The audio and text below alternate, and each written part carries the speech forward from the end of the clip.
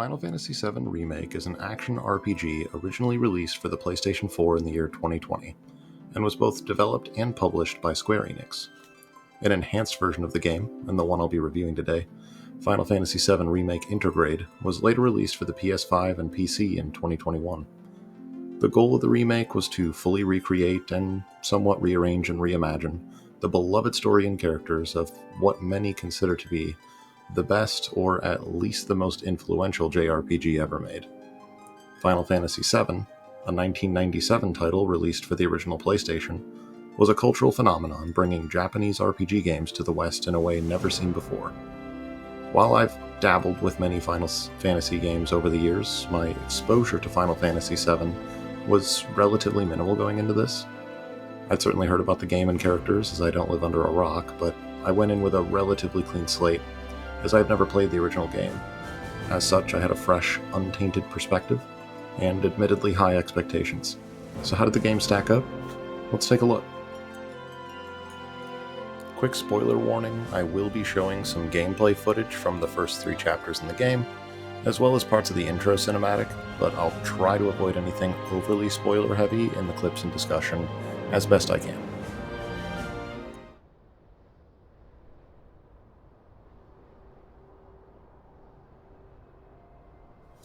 Right off the bat, this is a spot where this game really shines. Being a Final Fantasy game, I definitely had very high expectations for how this game was going to look and sound, and it did not disappoint. I still remember being in awe seeing Final Fantasy X trailers as a kid for the PS2, totally wowed by the incredible graphical leak over the 5th gen consoles. Over 20 years later, as a jaded old man in my mid-30s, it takes a lot to wow me these days. However, to my absolute delight, this game managed to achieve that feat. I recall saying aloud during the intro cinematic, "Damn, that looks good," and even had my wife come check it out and pretend to be interested. I do need to insert the caveat here that I played this game and filmed the footage with some improved texture mods, and this did, without a doubt, improve my experience. And some have said that sans mods, this game isn't quite as polished as they would have expected for a PC release. For example, I needed another mod called Flawless Widescreen just to play the game in a 21:9 aspect ratio on my ultra-wide monitor. That said, I think the game was targeting those with more modest hardware for accessibility, which is fine, and I do encourage those feeling savvy to grab some mods if you're playing on a decent PC. Even without the mods though, I think the game looks awesome.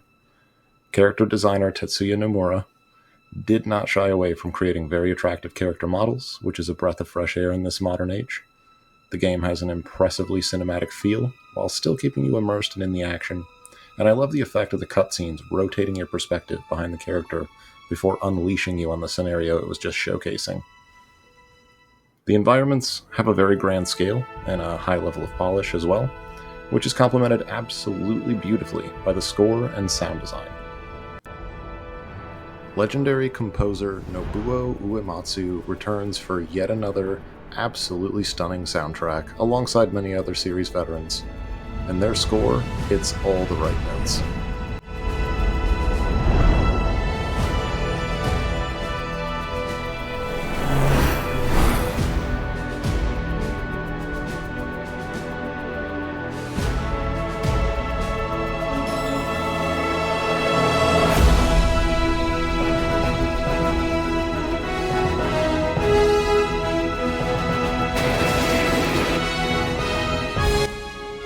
Epic confrontations feel absolutely cataclysmic, while intimate character moments feel appropriately gentle, but still deep and impactful.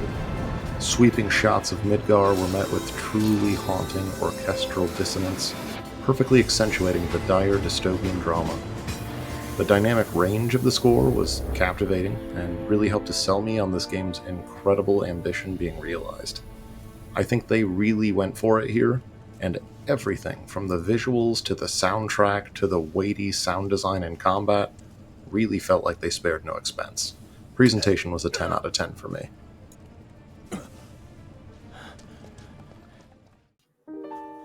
The story and characters are another high point in this game, in my opinion. The story goes that the Shinra Corporation is draining the literal lifeblood of the planet, Mako, through its incredible Mako reactor technology. The entire world as we see it is entirely dependent on this substance now for all of its tech and electricity, and it's made clear that soon there's going to be a very real apocalyptic cost to this. The death of the planet itself and everyone on it, presumably. The corporate gods, as they tend to do, seem to believe they can transcend this punishment by maximizing their greed and ascending to a type of divinity or promised land or something equally delusional along those lines. Our crew, the Avalanche Group, are the natural foil to this, serving as the heroes trying to save the planet. I have to commend the story, though, as it's not always so black and white. By going after Shinra, the quote-unquote good guys also simultaneously damage the infrastructure that all of the already suffering folks in the slums have become completely reliant on. Our heroes are vehemently condemned for it by the citizens at times, which is further compounded by waves of corporate media propaganda against our team, leading to some real conflicting opinions and emotions that the Avalanche Group needs to contend with to rationalize their actions throughout the story. The story itself is grand in scope, and the looming shadow of the Shinra Corporation serves as a very visible reminder of the towering behemoth we are up against the whole way through. The city of Midgar's design does a solid job illustrating how divided and downtrodden the various sectors of the slums are, all firmly buried beneath the presence of the corporate god structure, situated appropriately in the middle of it all, a constant beacon of perceived prosperity, yet twisted with the smog and steel of the industrialized exploitation of the planet, leaving scraps of metal and filth in its wake that the peasantry use to fashion their dwellings. I particularly love the imagery of the network of pipes and tubes expanding out from the tainted heart of the Shinra reactors, a metaphorical vascular system supplying the virulent blood to the dependent masses. The environmental activism inspiration was not particularly subtle, but was executed well.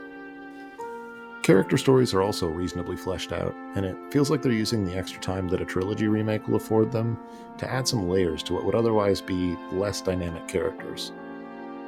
Cloud, for example, isn't just your typical badass anime protagonist, but instead is depicted as a more believably human character, tortured by flashbacks and trauma from the mysterious and intentionally fragmented glances we get of his time as a soldier, and the oppressive fear he has of Sephiroth, another mysterious antagonist. That extra depth serves to increase the proverbial mountain he needs to climb to save the day, given that he has to fight against the external threat while battling his own inner demons. The cold, stoic, but intensely capable Cloud at the beginning warms up to the crew over time as he integrates into it, remaining believably himself throughout. The same steady character progression is present for the other playable characters, Tifa, Barrett, and Aerith as well. Even Jesse, Biggs, and Wedge, whom I believe are more minor characters in the original game, get some nice character building and presence in the story to expand on our attachment to the group, despite not being playable characters. It helps to build up our perspective of this ragtag Avalanche crew, as well as expanding the scope of who we get attached to, increasing the emotional impact of close calls and potential losses along the way.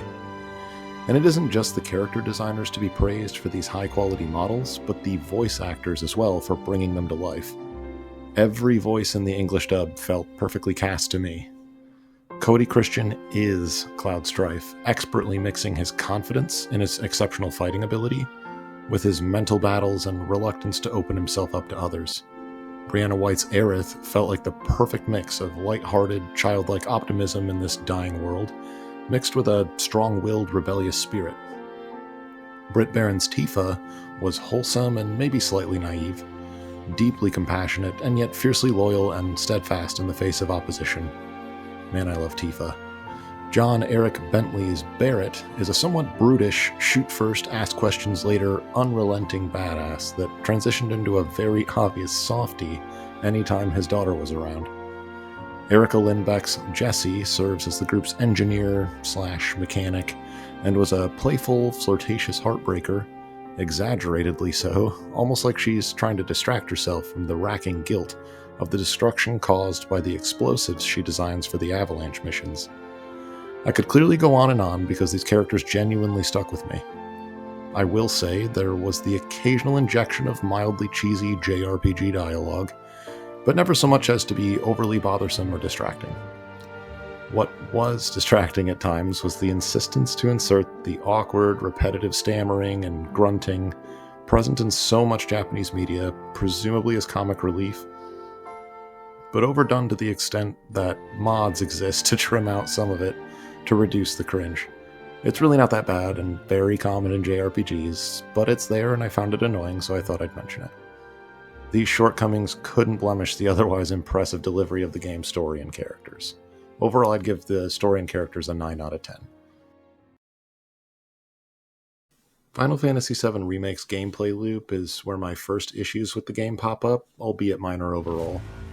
The loop is essentially big cinematic event, some de-escalation, some downtime in a hub with new side quests, then increasing escalation when you pursue the main quest again, into a big cinematic event, and rinse and repeat.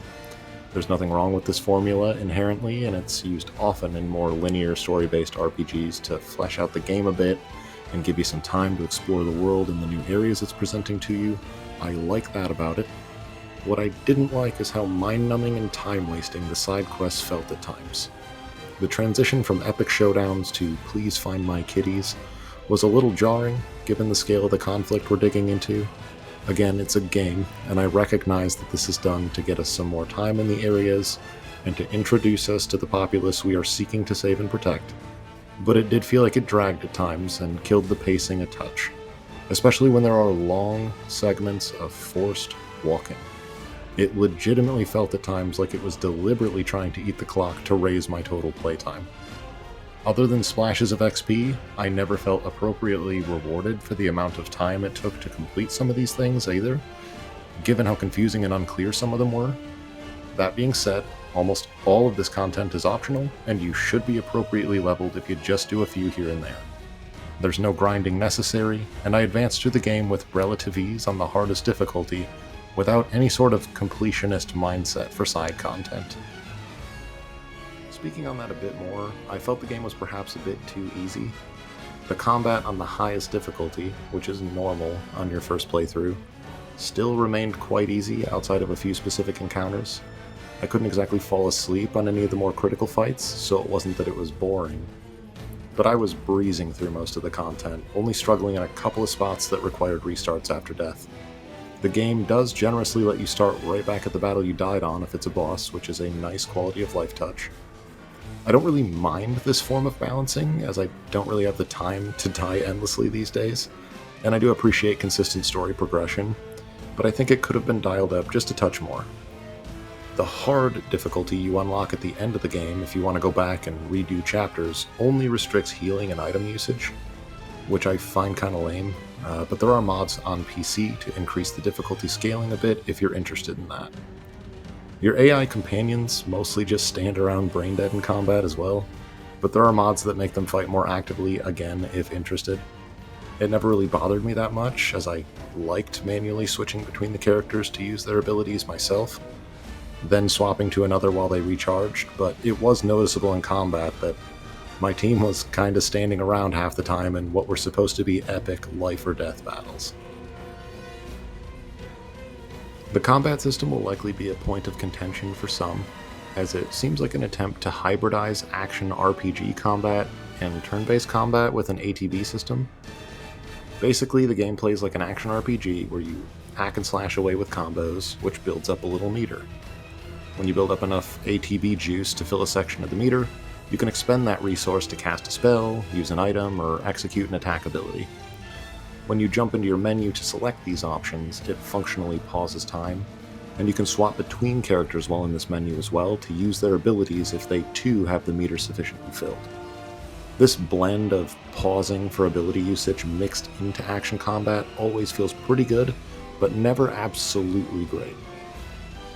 It feels a little bit like a jack-of-all-trades, master-of-none situation where the action combat is relatively simplistic, and the paused actions are somewhat tacked on to scratch that tactical turn-based itch. It's not a perfect description, but that's just how I felt about it. That said, combat feels punchy and impactful, with decent weight behind your attacks and cool combos you can execute by mixing abilities and spells into the middle of your action combos. Tifa in particular has abilities designed to seamlessly weave into and enhance her attack combos, so she ends up almost playing like a fighting game character. I definitely felt that she was the most fun character to manually control in combat, and usually the most powerful, with Cloud trailing closely behind. Aside from the couple of qualms I had with the combat system and pacing, I had a good time overall, and I think the game plays well. I'd give the gameplay a 7 out of 10. Performance is another place where the game leaves a bit to be desired. I again installed mods designed to tune up some of the graphical features, as well as fix some of the stuttering that some people complained about at launch. I think a good number of these have been fixed and patched out over time, but I will say that even with mods and some tweaking, I still got the occasional hiccup on my gaming PC that far exceeds the specs needed for this game. Neither my CPU nor GPU exceeded 50% utilization even during relatively demanding sequences, and the game never exceeded 8GB of the 12GB of my RTX 3080 Ti GPU's available VRAM, even with the mods and improved texture resolution. Still, the game occasionally stuttered. This is generally an indication that the port from PlayStation to PC was half-baked and needed further optimization from the developer. This seems to have been partially fixed through patching, and further fixed by the community with mods after a relatively rough launch of the game in 2021 on PC, and still has some minor issues in spite of all of that, years later. I don't think that's acceptable from a company like Square Enix, and the game needs to be docked points here as a result. Granted, I never had issues that impacted my ability to play the game, and 0 crashes. But given that my computer's hardware was nearly snoozing while running the game, there's no excuse for the performance dips. That being said, I think you'd likely have the exact same generally excellent performance on a far less capable system than mine, which I see as a huge win, as it means that the majority of PC gamers can have an awesome overall experience, even on more modest and older systems. With all of that considered, I'd rate the performance at a 6.5 out of 10, and I'm hoping Square Enix does a better job porting Rebirth to PC. Despite my nitpicking on the performance and some minor pacing issues, I still had an absolute blast with this game. I don't think it's wrong to say this game is not far off from being a masterpiece. My only real annoyance is that a $2.5 billion company couldn't port a game properly, and the community had to fix it for them until they got their act together. The overall presentation, story, and characters in this game carry the experience so hard that all of its faults seem minuscule by comparison. I loved this game, I highly recommend it, and I can't wait for the Part 2 Rebirth to come to PC. My overall score for Final Fantasy VII Remake is a rock-solid 8.5 out of 10. Thanks for watching.